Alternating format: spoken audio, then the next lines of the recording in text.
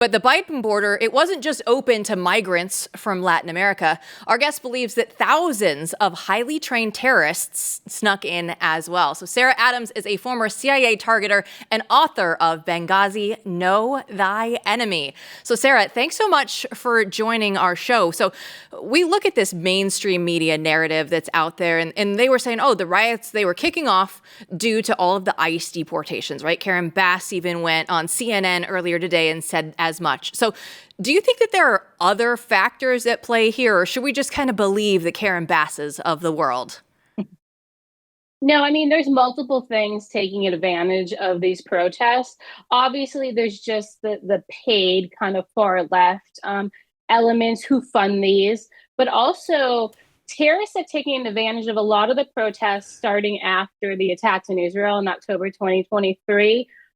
Being a part of the propaganda, embedding themselves within the actual protesters, and then running different campaigns. They've done some for pro Hamas. They've done some around Afia Siddiqui. She's Lady Al Qaeda, who's detained in the United States. And then they even did some around. I don't know if you remember in St. Louis, there's a gentleman on death row. And last fall, the Al Qaeda got involved in that to make more relationships with the Black Lives Matter movement. So all these movements have some sort of relationship and they're coming together. And really, the propaganda is bring down, the evil colonial empire, which is the United States. Sarah, I just was really impressed the last few days with, seeing our old friend again, the actual professional agitators pulling, mini color revolution once again. And, I don't think you even need to be a trained professional to see this. If you've watched a lot of the 2020 riots and you're just a regular person, and then you watch what we've seen the last few days, you see professional, agitators. So, I mean, I didn't know that we'd see it again, right? It did sort of disappeared for a while, at least at this scale. So do you think that this is going to increase, or, has this run its course? Yeah, I mean, it's going to increase, not just the professional agitators. Remember, they make money off it. Some of these people, this is their full-time job, right?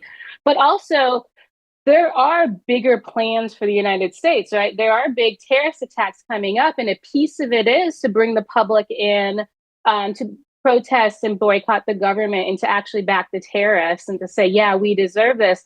It's like, I don't know if you saw when the letter to America that Osama bin Laden had put out many years ago, like last year, it went viral. It went viral, right? Because they have an audience now who are easy to manipulate. And a lot of that is to do with TikTok and things like that. But it's something we should be very concerned about because the terrorists are being very proactive about it. Yeah, let's dive into that a little bit more, because you do think an actual terrorist attack is on the horizon. And I know that you wrote an open letter to the U.S. intelligence community. So what should we be looking for as citizens here? What should we be trying to focus on? Because, again, we know that there's so much information and disinformation out there. Just tell the American people what we can actually do about this. Yeah, I want the American people to know this is kind of their job now, because what I put in the letter is the US government right now has the wrong leader of Al Qaeda and the wrong leader of ISIS. Think about that for a minute. So we can't trust them to thwart this when they don't even know who's running these groups. So what we like to tell the public is, it's really that, I know it's lame, but see something, say something, right? All these terrorists do dry runs, they do surveillance. If something is off, report it, right? It might be off, and then prepare, right? Get first aid training. If you're into firearms, get the training you need. Be confident, in the tools that you have at your disposal, because the more you can be resilient, the better you can take care of your family and your community. So, Sarah, why is it that the intelligence agencies in the United States are so recalcitrant? Like, why do you have to write this open letter to them? Where are these? Why? Sadly, the first thing really came from the fall of Afghanistan and the fact that we gave up 98% of our intelligence collection. So we rely on the Taliban right now for counterterrorism information. And then with the fall of Syria, we rely again on a terrorist government for intelligence. And actually, the majority of the attackers for the upcoming Al Qaeda homeland plot trained in Afghanistan and in Syria. And in both countries, our intelligence community is completely dark about what's going on. So I know we'll talk about this a little bit more with our next guest, and that'll be CIA specific. But what if you're trying to advise the Trump administration right now, right? We just saw Donald Trump do his big Middle East tour, and we're trying to repair relations over there, you could say, and make sure that they're, at least somewhat friendly to us.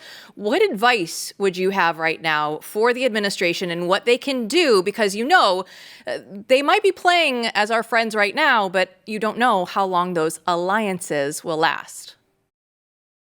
Yeah, I really think his advisors are being dishonest with him. It's really one of the key issues, of course, is Iran, right? So Iran is working with both the Taliban and Al-Qaeda against us. They're not up against the ropes. He's being lied to about that. They approved the Syrian blitzkrieg. The interesting part is Iran moved its proxies to Afghanistan and to train in Afghanistan.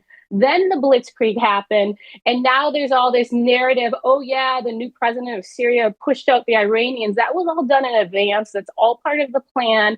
And we're getting played by, first off, terrorists. Like, think about it. Our intelligence community is being played by the Taliban, and you want to trust them to go up against Russia and China? I mean, it's a huge problem. And so I really think there needs to be some honesty going to the president. And one of the biggest things people need to be honest with him is that the bin Ladens are running the show, and the bin Ladens who are coming to attack us. And do you want to be the next president with the huge 9/11 bin Laden plot, as your legacy? I wouldn't want it. Right. So Hamza bin Laden, right, is supposedly alive and well, and running things, right, and not gone away. Why is there no public bounty or talk about this from U.S. intelligence agencies? Yeah, they still have on the record, he's got a $1 million bounty, which is kind of laughable. I mean, he brings in more than $1 million a month of just U.S. taxpayer dollars. But the fact is, they won't be honest that he's alive. So they reported him dead in 2019. That was actually a ruse by Dr. Ayman al-Zawahiri to protect Hamza. He had done the same for Saad bin Laden, so he's also alive. And then another thing was done that was really interesting. So Hamza bin Laden's mother was in Saudi Arabia, and the Saudi government told her, hey, we will not give you kind of like welfare unless it's proven that your son is dead. So she told the wives of Hamza, start talking about it on the phone, because then foreign governments will collect it, and then I can have proof for Saudi Arabia. So both Zawahiri and Hamza's mom did ruses. That information went into our intelligence community, and that's what they're basing their assessments off of, which is crazy. They fell for terrorist propaganda. All right. So what I'm hearing from you is we don't know who the actual leader of the Taliban is. We don't know who is actually leading Al-Qaeda. We have people out there that are bin Laden's actual, all of his children out there. You would think that we would say, okay, you know what? Those, at least we need to take those seriously for sure. Why are we having this conversation that we can't go through and even find the bin Laden kids? This blows my mind that we are here, the biggest superpower in the world, right? And that was part of the intelligence failure and part of Bill Clinton back in the day. We would get attacked, and he would go through and okay, well, we'll do a little thing over here. But they had to make it almost like bigger and better, if you will, from their perspective, to actually gain something from their own people and say, oh no, we can go through and actually make a huge impact. So if we know that that's the way that these people operate, why do we have to have this conversation? Yeah, it's almost like we have to wait again for an attack to happen, right? There are 4 bin Laden sons in Afghanistan planning against us. And that's the second generation. Remember, their sons are now grown up. They have sons in their 20s. So there's 3rd generation bin Ladens, including Hassan bin Laden, the son of Saad bin Laden, involved in the upcoming plot on U.S. soil, right? So it isn't just one bin Laden this time. There's 5, 6, 7, 8 bin Ladens. And it's just very frustrating that it's almost like we just have to sit back and watch history repeat itself. Like, we have nobody stepping up to help stop this. So, Sarah, what are you warning about for the audience in terms of what this next wave terrorist attack looks like? I mean, to be fair, for most people's understanding of this, it's been a while. And people are complacent. They understand like these Antifa type groups are out there with these riots. People don't like that. But I think just for a lot of regular people, it just seems pretty distant at this point. But what do you think people should be expecting? Sure. One thing that is really important for the public to be aware of, and the terrorists did this in during the Israel attacks, is they're going to target first responders, and they want to make it so first responders can't get to the victims, right? So you have to kind of think about, okay, what if there's no response to where I am for many, many hours, right? Like, how can I sustain myself? Can I do basic medical? Now, then, if you're a first responder, a lot of our law enforcement are trained on active shooter, which is one shooter. These terrorists trained in 5 to 7, 8 to 10 man teams. So if you're not having drills where there's multiple shooters in multiple parts of your city and training and practicing that way, right, you're not going to be prepared and you're going to be shocked. And then the last part is, which Americans aren't prepared for at all, is there's going to be suicide bombings involved in this plot. A lot of them will be focused on federal buildings, but then there's a huge aviation plot again that involves suicide vests. Our TSA isn't taking this seriously. They haven't improved airport security. So the millimeter wave scanners stop the suicide vest. You cannot walk through it. There's been no effort to put more people through those scanners so you can walk through like a magnetometer just fine, get on an airplane with one of these vests. So until our government starts also taking this plot seriously, we're in a pretty bad situation. Well, I know in your open letter, you were talking about their job for the intelligence community. It's not about all the policies or promotions or anything they want. It's about protecting the American people. So I'm listening to you say this right now and saying, the first responders are going to be at risk, and just trying to make sure that you can actually get the help that you need. Is this a complete failure of the intelligence agencies? Then how do you describe that when we know that their job is to keep people safe? Yeah, well, it's actually planned that way. So I don't know all the pieces of it, but after the attack happens, basically the Taliban is going to release information that's going to show the CIA is complicit. It's going to show the US government funded this attack, and they've been making it happen. They've been seeding in misinformation. So the terrorists have been really smart. So the public is going to blame the government, even if they've been naive, right? Because you also think CIA has every piece of information. They're not this stupid. Well, this time they've been this stupid.